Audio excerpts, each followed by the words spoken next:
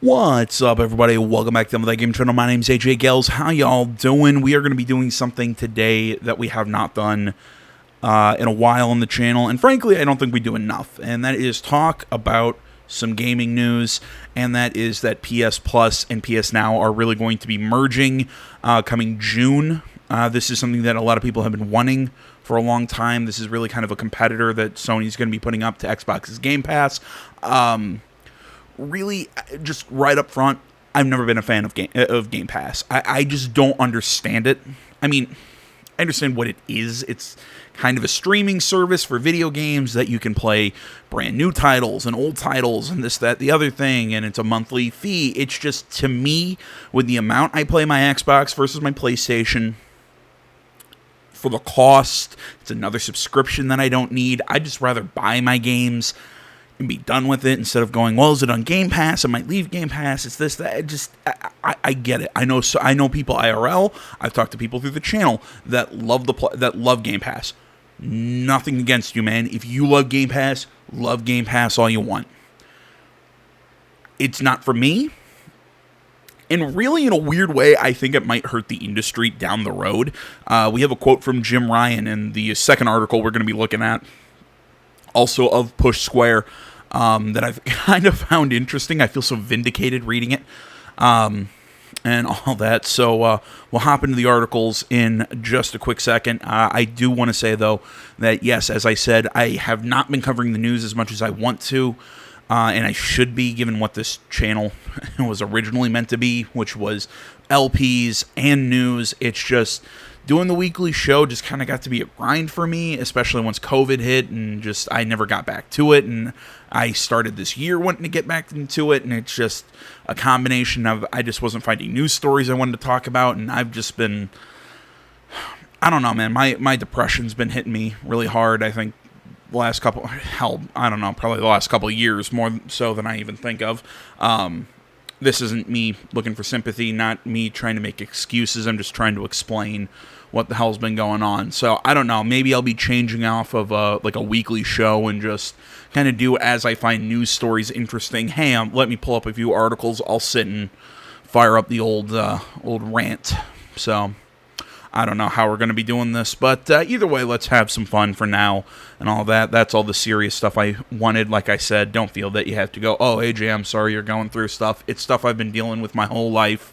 It's stuff that I go through, just like I said, low periods and high periods. It is what it is. Sometimes I can work through it, and sometimes, specifically like the last month and a half or so, it really starts getting bad. But that's neither here nor there. Luckily, I don't keep the gun on my desk loaded. That's right, that was a very dark joke. Let's move on. First article we're going to read here. PS Plus, PS Now merged service revealed, goes live in June. Article Liam Croft. This is Push Square, as I always say whenever I read Push Square, because I like their writing and everything. But this is a very PlayStation-focused website, so take biases and everything. Even me, I'm on the PlayStation bandwagon. Take biases and all that for what you will. After months of speculation and rumors, Sony has officially unveiled its plans for merging its PS Plus and PS Now services under one roof. This new subscription service will retain the PS Plus branding, but will be broken down into 3 tiers. Launching in June, we'll have PS Plus Essential, PS Plus Extra, and PS Plus Premium. We've broken down all 3 tiers, detailing what each one will give you. All right, just off the bat, I do not like this naming scheme. Essential, Extra, Premium, it just... They all seem like the top tier of other services. You know, it's like, get this premium and this extra or this essential. Just, no, go PS Plus, something else, and then PS Plus Premium, if you're going to do like 3 tiers. But just the way it's labeled, in my opinion, it misses the mark. But again, take that for what you will. Okay, so PS Plus Essential is $49.99 or $59.99 US. I'm going to guess this is your basic, including as we know it today. This is, because this is what I pay. I pay $60 a year for PS Plus Essential. PS Plus Essential tier is the same as we've known it. It'll include all the same benefits like PS5 and 2 PS4 titles each month, as well as access to online multiplayer. Current PS Plus membership will be automatically converted into PS Plus Essential. In June, then you can choose to upgrade to higher tiers. PS Plus Essentials include all the same features. So, most basic one, that's what we're used to. So then we move up to $99, so an extra $40 US. Do the conversion for how you would as we go. So PS Plus Extra includes everything from PS Plus Essentials tier, alongside nearly 400 downloadable PS5 and PS4 games at launch. The lineup will include Death Stranding, God of War, Marvel Spider-Man, Miles Morales, Mortal Kombat 11, and Returnal. And I quote, "We're working closely with our imaginative developers from PlayStation Studios and third-party partners to include some of the best gaming experiences available with a library that will be regularly refreshed," end quote, says Sony. PS Plus Extra includes all the benefits from the Essential tier, the 400, all that stuff. Monthly pricing is about $15 a month. So basically, this is PS Plus and kind of PS Now. I've never really used PS Now, kind of altogether. I like the concept. They're even putting some pretty modern titles when you really dig into it. Supposedly, though, they are not going to be doing day one launches onto any of these PS Plus services. And I know there are going to be some people who are going to say, well, Game Pass, they throw day and date, brand new titles. We'll be talking about that. That's actually kind of what the next article is. Again, it's what I believe it's Jim Ryan who said the quote, but I'm kind of paraphrasing him here. But I've always thought that that's kind of detrimental to themselves, even within their first-party studios that are going to be doing that. I mean, really, yeah, I'll get into it when we get into that. I don't want to break away from the actual facts of what we're going to be talking about before I really bust into the opinions. Next, we have PS Plus Premium. This is the highest tier, $120 a year. Again, do your conversions as you will. As the most expensive option, PS Plus Premium includes everything from the PS Plus Essential and Extras tiers, and then adds PS3 and PS5 and PS4 games if you wish, game streaming on top of, as well as the ability to download PS1, PS2, and PSP titles. Jesus Christ, going all the way back to PSP. Provides all the benefits from the Essential and Extra tiers, 340 additional games. Honestly, $18 a month, that's not bad. Already subscribed to PS Now, automatically be converted over to PS Plus Premium tier with no changes to the pricing of your active membership. And I quote, "In the June time frame, we'll begin with an initial launch in several markets in Asia, followed by North America, Europe, and the rest of the world where PlayStation Plus is offered. We aim to have most PlayStation Network territories live with our new PlayStation Plus game subscription service by the end of the first half of 2022. Okay, so it also seems like this is going to be a little bit of a slow rollout from PlayStation, which I think is a good move. With you're trying out a new service like this, you want to make sure everything's running smoothly and all that, so they're going to slowly bring it out to the bigger and bigger territories. So, good move on their part. Holy shit, I keep getting a mustache hair just going up into my nose. It's really itchy. Okay, so now more onto the opinion side here. Article Sammy Barker also pushed Square. PS5, PS4 exclusives may get worse if free with PS Plus day one. And this is what I was talking about earlier. It was, it was Jim Ryan who said it. Let's get into this again before I start going off on my rant here. Sony is leveling up PS Plus by dividing it into 3 tiers, offering additional perks, yada, yada, yada. PS Now's features under a more presentable umbrella. Unlike competing subscription services like Xbox Game Pass, it won't include first-party games at launch. In an interview with Game Industry, PlayStation boss Jim Ryan explained, and I quote, "It's not a road that we're going to go down with this new service. We feel if we were to do that with the games that we make at PlayStation Studios, the level of investment that we need to make in our studios would not be possible, and we think the knock-on effect on the quality of the games that we make would not be something that gamers want," end quote. See, I think so many people would see this. That's not what gamers want, would think, oh, that's the article talking back. But I think Jim Ryan makes a very good point there by saying something along the lines of, you don't want this to hurt the quality. And I'm sure people are going to ask, well, how does Game Pass and all this stuff affect game quality? How many How many PlayStation exclusives are we waiting on right now? Again, I can rattle off a couple off the top of my head. And again, I'm more of a PlayStation guy than an Xbox guy, so of course I'm going to be able to name more PlayStation exclusives. But even then, I think the bigger name exclusives. I mean, right there, God of War Ragnarok. We've already had Horizon Forbidden West. We had Sifu earlier. We're going to be getting a sequel to Marvel Spider-Man. We're going to... I'm stammering here. But no, I mean, Sony's already released exclusives this year. Sony's already got more planned that I think God of War Ragnarok's being planned for this year. I mean, we got Hogwarts Legacy coming out later this year. Just Sony's got plans. What the fuck is Xbox working on? I'm serious. It was something that pissed me off to no end when Phil Spencer went out. It was around the time of the next gen launch when he was going, oh, well, Sony's going to continue doing what they're doing, because he was being asked, well, how's it been felt to get spanked by Sony for so long? Oh, well, Sony's going to continue doing what they're doing, and that's fine. We're just playing a different game than them. We're focusing on different things with, basically trying to compete with Stadia, because, oh, yeah, that's great. You can't, you can't run faster than one kid, so let's go play with the JV team. Fantastic. I mean, again, it felt like just massive levels of butthurt coming out of Phil Spencer when he was talking about that. I kind of lost my train of thought because I was yelling at Phil Spencer, and I was remembering how pissed that comment made me. I think people... like I said, will always ask me, well, how is Game... Let me get back on track here. How would Game Pass hurt the industry? This is how I've always seen it. Okay, so you pay for your Game Pass. You're getting day-and-date games, from third-party studios, from Xbox and all this stuff. Okay, how great is that?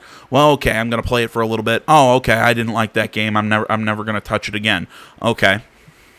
Let me play this game. Ooh, I like it. I'm going to play it for as long as it's on Game Pass. It leaves Game Pass? Well, you know what? I already beat it. I'm not going to buy it. Okay, so now, for the amount of the sale that that company could get, instead of getting those sales numbers, they're getting paid a licensing fee. But I'm assuming this is how it works with Game Pass. I'm not 100% sure. If I am incorrect, please correct me, but I've never been corrected on this. So I'm assuming it works just like how Netflix works with production studios. They pay a licensing fee to have films and TV shows and whatnot on their streaming platform. Well, okay, Xbox has got to do that with third-party studios, and they can just put up their own first-party stuff all they want because they own it. Okay, so we put it up. Okay, well, this third-party stuff, well, it's not getting played. Okay, we'll just pull it off and we'll stop paying the licensing fee. We'll pull it off Game Pass. Well, okay, well, now this studio is stuck with having a game that people have already played, have already done all this stuff, with, and they're not getting the sales. Yes, they've gotten the licensing fee, but exactly how much does this balance out? I really wanted to see numbers of how much Xbox Game Pass costs them compared to how much it costs the individual, how much they make and how much it costs Xbox for Game Pass. I'm sure those numbers exist somewhere, and I just have not been able to find them because I'm an idiot at internet research. But I just have to ask the question: where are all of these? Where are all these games coming from? All these studio acquisitions that Xbox has been making. Game Pass seems to be this great service that everybody keeps telling me how awesome it is. Why are their studios not chugging out games? Hey, here's Hellblade: Senua's Sacrifice 2 on Xbox. Here's another Halo game. Here's this, and here's this, and here's this. And I know everyone would say, well, AJ, that would hurt the quality. Well, they're just trying to release free content. Okay, well, that's what Sony's saying here. We don't want to give away all of our new titles that are going to give us all this money in sales. We're not going to give it away for free. It'll incentivize the studios to make a better product day one so that they can get better sales up front. Later, then put it on the free service. So if people want to play it then, after they would have already seen that dip in sales. I don't know. I think this is a smarter decision. And look, maybe I'm being a little hyperbolic when I say that I think this service model, this streaming service model, is going to be harmful to the industry in the long run. It's just, I don't see a one-to-one comparison between something like Netflix and something in the video game industry. I just don't think it would work in this industry. I never have. Look, I'm happy to be proven wrong. I've been proven wrong before. I've eaten crow probably more times than I've been correct about things on this channel, and I'm always happy when something good happens to the industry or there's positive change. I just do not see how this model does it. I think PlayStation is doing this the right way. I think they're doing this in a way that incentivizes their studios to still come up with new stuff. They can put more money into projects and not just go, here, play for free. Play it for $18 a month. I don't know. I think it's a better move for Sony. Whatever. Let's see here. Where was I? I just went on that long rant that went all over the goddamn place. Sorry about that. PlayStation makes extremely expensive single-player games like Horizon Forbidden West, God of War Ragnarok, and has moved to actually increase the price of its titles on the PS5. Microsoft argues that Xbox Game Pass is sustainable and that subscriptions lead to higher sales, although while the Xbox division is profitable overall, the organization is overall less revealing with its balance sheets than its rival. And it's unclear how much the Redmond firm is using its trillion-dollar war chest to prop up its subscription. Hey, what was it that AJ was rambling and making no sense talking about? I believe that paragraph covers some of what I was saying. For Ryan, he's not ruling anything out entirely. The way the world is changing so very quickly at the moment, nothing is forever, he said. I don't want to cast anything in stone at this stage. All I'm talking to today is the approach we're taking in the short term. The way our publishing model works right now, it doesn't make any sense. But things can change very quickly in this industry, as we all know, end quote. And that is the proper way to do it.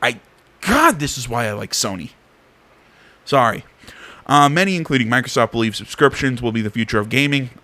Nope. Not me. As is the case with television, movies, and music right now, Ryan, however, doesn't agree, and I quote, our PS Plus subscriber number has grown from 0 in 2010 to 48 million now, and we anticipate for our services that we will see further growth for the subscribers' numbers, but the medium of gaming is so very different to music and to linear entertainment. I agree with that I don't think we'll see it go the levels that we see with Spotify and Netflix, end quote. I 100% agree with this, and I already see the beginning of this next sentence, and that makes me want to vomit in its own way. But no, I think he's right. And it's hard to explain because I'm sure people would say, oh, why? You know, I mean, people watch TV or they play video games or whatever. I just think that the concept of movies and TV and everything grabs everything, including gamers, while this industry, while yes, it is very popular, I believe video games are still the most popular entertainment medium in the world. How many of those people are willing to pay for a subscription like this? But how many people who love playing video games and love this stuff really play 2 or 3 games? They're not going to pay a subscription like Game Pass or a PS Plus or whatever for the games they play. Or maybe they're like me, they're just like sticking to the old school method of just buying my games. Like I said, I think the way Sony's doing this, they're slowly dipping their toes in, seeing what's going to work and if it's going to be profitable for them. Xbox, it's like they said, have been hiding their numbers. They keep saying, "Oh, well, it works. Oh, trust me, it works. It works." I don't know, man. I don't know. Like I said, where you keep buying all these studios, where are your games? Where are your games? That's all I'm saying. All right, let's move on to the thing that's going to make me throw up. Instead, he believes live service games like Fortnite are arguably a bigger indication of where games are going. Ugh. And I quote, that phenomenon of the live service game has in a very large part, fueled the enormous growth in the gaming industry that we've seen over the last 10 years. Ugh. I think that trend toward live service will continue, and if you look for a model in our category of entertainment, which supports sustained engagement over a long period of time, live service games arguably fit the bill better than a subscription service, end quote. Sony recently announced it has 10 live service titles in production. Oh, gross.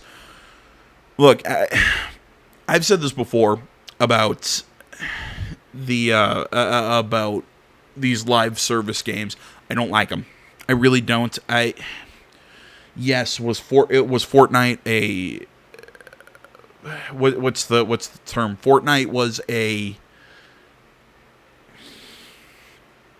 I think it's the flash in the pan. I mean, does anybody remember when Overwatch was the big thing? Does anybody remember when for that short period of time, that cultural phenomenon that was PUBG? Not saying PUBG and Overwatch aren't big and don't exist now. I'm just saying Fortnite took over. Yes, Fortnite has really dominated pretty much since, but with these live service games, the concept of making 10 of them, I don't think is a smart play. Because I'm seeing their existence very differently to something like an Uncharted, Horizon, God of War Ragnarok. And the difference is those games that are single player focused, that are, I don't want to say 100% linear, but they are linear. Those sort of games, I can play one, I finish it, I move on to the next one. If I want to ever go back and replay Horizon Forbidden West, guess what? It's still the same game. Well, maybe, yes, it's been maybe changed and added to and whatnot through updates, but it's still the same game. Fortnite, any of these pseudo MMOs that are being produced. I know Tarkov is also really big in the community.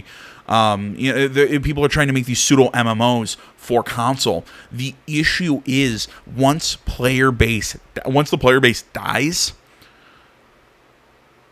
it's really hard for that game to sustain. I mean, when the hell was the last time anybody talked about The Division? Anyone? Anthem? Everybody remember that fucking mess? I mean, what? I know Ubisoft's working on Skull and Bones, that pirate open world service game. They tried doing it with Ghost Recon. Ubisoft's been really trying to turn all their games into this kind of service bullshit. Look, these games can exist, but the problem is people usually find one that they latch onto and play that one. Yes, maybe a few other niche ones exist, but it's always that big one. I always kind of link it back to, does anybody remember the heyday of MMOs? I mean, yes, I know EverQuest and so many of these games existed, but what was the Mac Daddy of them all? It was World of Warcraft. I always come back to this example. World of Warcraft is the fucking king. I mean, hell, I think even to today it still is the king. I might not be wrong. I don't follow MMOs that tightly, but last I heard, World of Warcraft was still the shit. But yeah, sure, there are other games that exist. Star Wars, The Old Republic. I know FF14 is really good. Stuff like that, but still, it's always that one big one and a few niche titles. It's because people don't play multiple MMOs and whatnot all at once. It's because that's a shitload of work. Because hell, those games are not only I'm gonna play for a little bit, put it down, and then come back maybe a week later, like a Forbidden West or God of War Ragnarok or whatever. You have to come back every goddamn day to continue it. That's why I've always said these service things, eventually there's going to be a tipping point in the industry where there are too many. Again, just this is me rambling here, but I understand why they see that as the future of the industry, but I really think that there's going to be a tipping point, and I also think they're pissing people off with a lot of these. I really don't see that being another. That's also not a sustainable model, just like I think the subscription thing is for the industry long term.